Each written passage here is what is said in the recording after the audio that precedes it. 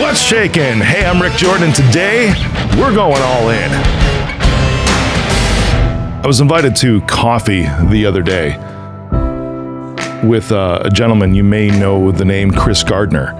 He is, if you've ever seen the movie Pursuit of Happyness, Will Smith played Chris Gardner in this movie. And if you want to go follow him, please go follow him. It's CEO of Happyness on Instagram.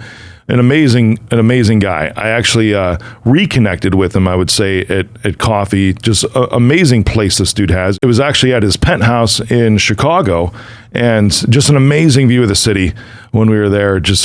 I actually, when I say reconnected with him, I had met him about 15 years ago, because it's such a small world. And I tell you, you've heard of like 7 degrees of separation. It's more like 1 or 2 likely from you and anybody else on this planet. I think that's more realistic, especially as you start to network and get out there. When I met him 15 years ago, I grew up in a church with this guy. His name was Rick Carlson, and he played guitar with me in the band at the church. And his wife, Colleen, at the time, had been on staff with the Clintons in the White House, but then she ended up becoming the president of Gardner Rich, which is Chris Gardner's companies. So I had met him a long time ago. And if you've ever watched The Pursuit of Happyness, you would know, and if you didn't, please go watch it. Amazing movie. You would know that Chris used to be homeless, and he used to be just really down and out. He was trying to sell, I think it was bone density scanners way back when, if I remember, and just couldn't make a dime or anything like that. And he even ended up living in a train station with his son at the time, which that's in the movie. And just really, really hard going for many years of his life. And then he really applied himself, and he got an internship to be able to handle investment accounts, and he got into the capital markets, stocks, bonds, all of that. And there's just a lot of cool elements in the movie and in his life story, even to where there was a bonus that was given to Chris right when he was actually hired by his first firm to go buy some real suits.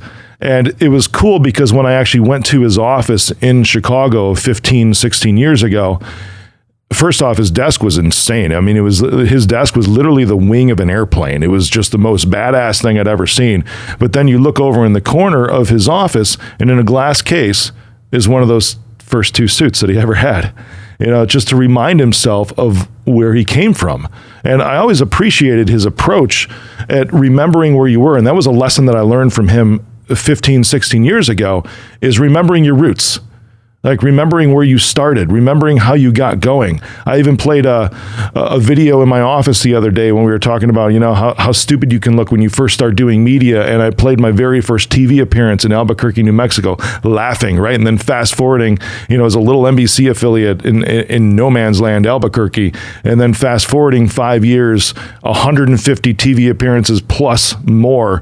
And on nationwide media like Newsmax, News Nation's Cheddar, Bloomberg, and showing one from News Nation. I'm like, it's a lot different now, isn't it? But it's good because I go back, similar to Chris with that suit in there. I go back. I even drove by the condo that I first bought when I was 21, when I first got married, and my kids were born there. We had 5 people in a little condo, in a 2-bedroom condo. I drove by there the other day just to remember my roots. That was a lesson that Chris taught me just 15, 16 years ago. I didn't ask him about it, but it's like, you look at that. There's no other reason to have that in your office than just to remember where you came from and how far you've come. That's a big lesson. And I want to tell you, you need to do the same. You absolutely need to do the same, because in moments when you think that things are going really, really poorly for you, or you think that you haven't made any traction, this is so important. When you haven't made any traction whatsoever, take a look back, right? You can get excited and motivated by taking a look forward at what you want. But when you're in those trouble spots, when you're in a moment of just feeling down and depressed and thinking that things are going nowhere and you've got no traction, you're spinning your wheels, look back. Look back and see how far you've come. Because I guarantee you are in a different spot today than you were 10 years ago, 10 months ago, 10 days ago. Especially when you zoom out like that. Keep things around where you can actually go back to those. Maybe it's even just photos where you can go back to those and see the movement that you've had over the course of however many years in your life. So now you fast forward 15 years ago, I didn't keep in touch with him. I did not have a relationship with Chris back then. I just met him real briefly, said hello. I actually had the relationship with the president of his companies, Colleen, because of church, and we would hang out. I would go hunt with her husband at the time, Rick. His name was Rick too, as I said. And that's where my relationship was. So really, I was like 1 degree of separation. It turns out I ended up being another just single degree of separation with Chris when I was invited to have coffee with him at his penthouse in Chicago. And it was just an amazing conversation hearing him, because we're looking around, we're joking. I mean, I'm looking down, I'm like, bro, you're double wristing. And he's laughing. He's like, yeah. He's like, I just want to make sure that I'm on time. He had a Hublot on one arm and a Rolex on another, and it was just an amazing fashion statement too. I actually tried it for a little while with an Apple Watch, and then, like a Hublot or my, one of my Tag Heuers or something like that. But it just didn't work well for me. But on him, it looked good. It looked real sweet on him, just the way he was wearing it. Yeah. So I'm listening to him, we're talking, and he's looking around because where his penthouse is right across from a bunch of other skyscrapers and office buildings in the city. And he's like, I look over there and I see, ever since things happened 3 years ago with the pandemic, he's like, things are really bad in the cities right now. And I'm thinking he might be talking about the homeless or what. He's like, no, he's like, take a look at that. He's like, I only see one single person in that building every single day, and it's the woman that cleans it. He's like, talk about job security. She's going to have that forever as long as the building exists. He's like, but what are we going to do with the space? He's like, first off, the problem right now with the economy is that it's like a catch-22, is that we need to fill the space to bring vibrancy back to the cities in order to feed all the other businesses that exist, right? Because when there's office buildings full of people, you actually have other ancillary needs around that, like restaurants, like places to meet, different meeting places. And there's all these thriving businesses that exist when people are there, not so much when they're at home. Right. So it's a total shift in the economics and the landscape of things right now. He's like, but that one woman, she's got job security, and she is the hardest worker I've ever seen, because she's there every single day, wiping off the desks, vacuuming, doing everything that she needs to do. She's probably getting paid pretty well too, because it's just every single day, and she's got so much to do in that building. I mean, it's another high rise. But when he's talking about that, I was like, man, how do we get this back to the point to where these things are vibrant again? And I've been in New York a lot ever since that took place too. And I'm telling you, New York is not the same ever since 3 years ago. It's like the vacancy is so sky high. A lot of the retail stores that existed, which is another one of those ancillary businesses, just aren't there anymore. Empty storefronts, right? Or pop-up stores are taking in. It's kind of a cool trend, but the reason why they work right now is a reason of failure and sadness because of all the other businesses that can't thrive anymore because these office buildings are empty. Right. And there's something to be said about that. I know Elon Musk was recently in the media saying that it's immoral to work remotely and all that. I can actually see that. And then Kevin O'Leary from Shark Tank actually started going head to head with them on that and tried to disprove him and everything. I actually feel like I'm somewhere in the middle of the road on that. I feel that roles where deep collaboration has to take place should be in the office, be in the same place. And that's a lot of roles. That absolutely is. Anybody who's creating, anybody who's in service, anybody who works with customers, there's good things to collaborate when you're right there in person. It's very difficult to create collectively unless you're right there with that person. The energy is insane. I even had a new controller start at my company, and he's one that's been doing hybrid, right? Or just 100% remotes. And the crazy thing is that he's in finance. And to me, that's actually a role that can work remote most of the time because there's not a lot of collaboration when you're doing balance sheets, right? With him, there actually is because we're doing pro formas because of where we're going with the company, raising capital, all of that.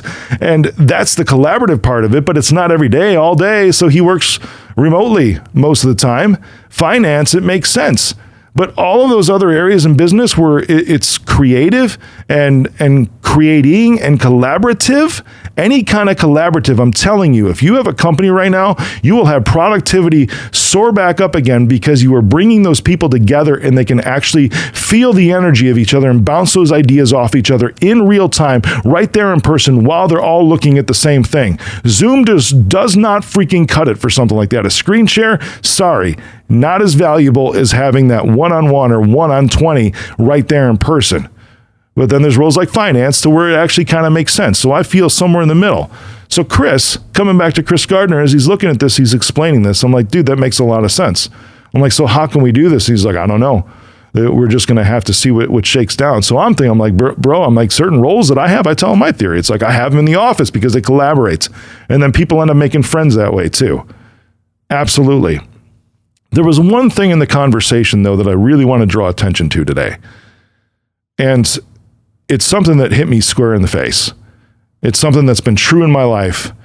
And I've seen this, right? I've even seen this on the receiving end of something like this. And it has to do with friendships, right? It has to do with like collaborations, whether it's in business or well, a lot in business. That was really what the context was when he was talking about this.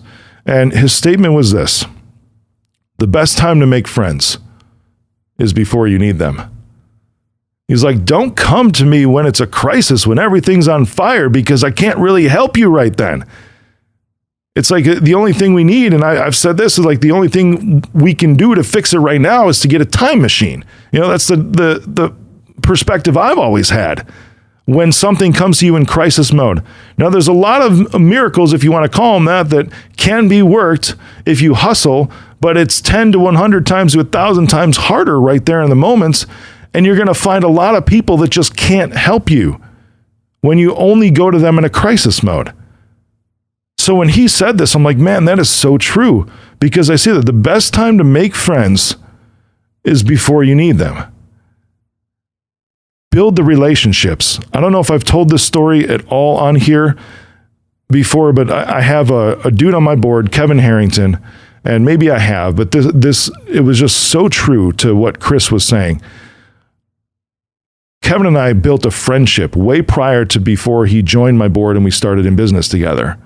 You know, and I started building that friendship because right when I asked him, you know, I wasn't in a crisis mode, but I was planning for the future. And it was literally like this. It's like I walked up to him. We were both at the same events. He knew of me. I knew of him, of course. And I walk over. He's just by himself eating breakfast. I'm like, can I give you some company? You know, I didn't ask him. And that's a good point to hear right now. I didn't say, hey, would you like some company, right? I took it from my perspective because of what I was saying. It's like, can I give you some company? See the difference, the subtle difference in that? It's like, yeah, sure, sit down. So we start talking. I start telling him what I'm doing with Reach Out and where I'm taking it. And I want to take it public. And I'm acquiring IT companies and everything. And I'm in cybersecurity. He's like, Rick, I don't get involved in anything that I don't know. And he said no to me. He actually said no for the next 2 years. But during that 2 years, we would have breakfast once a quarter at this same event.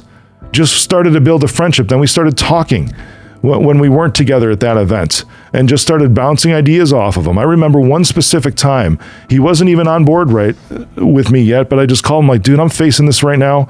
And this was about 1.5 years in. And this comes back to what Chris was saying. The best time to make friends is before you need them. 1.5 years into my friendship with Kevin, I was facing a decision and I needed to sign a document for this deal. And I'm like, do you have a couple minutes? He's like, yeah, sure. What's going on? So I start just giving this all. I'm like, I need your advice. And I lay out the whole scenario to him. We were actually on the phone for about 45 minutes and he just poured into me. And it's because we had already built the friendship and I am so grateful for that friendship. My house wasn't on fire. I didn't come to him in that scenario. I actually came to him with an established relationship already, an established friendship for the last 1.5 years, to where he was like, of course. You know, and I always would back him. I would promote him at the same time. I mean, we started thinking about doing some collaborations together in some other areas, but then that led into this. And then it was about 1 year afterwards where he said, you know what, Rick, I like what you're doing and I'm on board. One of the nicest things he ever said about me is like, it was from stage when he introduced me, was everything that Rick said was going to happen, happened. And get this, he also said, and I've been watching him for 3 years. That's insane, and that is valuable. The best time to make friends is before you need them. I cherish my time that I had with Chris at his penthouse over coffee.